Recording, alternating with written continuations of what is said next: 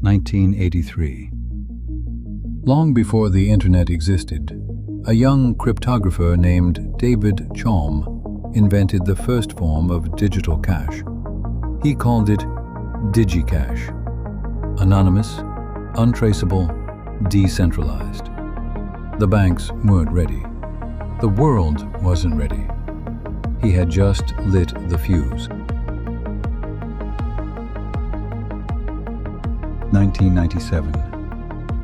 British cryptographer Adam Back published a small paper with a strange idea. To prove you weren't a spammer, your computer had to do work. Real, measurable, computational work. He called it Hashcash. 11 years later, Satoshi would cite it as the heart of Bitcoin. 1998. A mysterious cryptographer named Wei Dai posted to the Cypherpunks mailing list.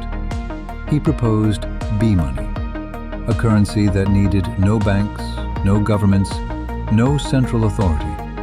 Pure math, pure consensus. To this day, almost nobody knows who Wei Dai is. Satoshi cited him too. That same year, an American polymath named Nick Szabo proposed something he called bit gold, decentralized, scarce, cryptographically secure. It looked so much like Bitcoin that many believe Szabo is Satoshi.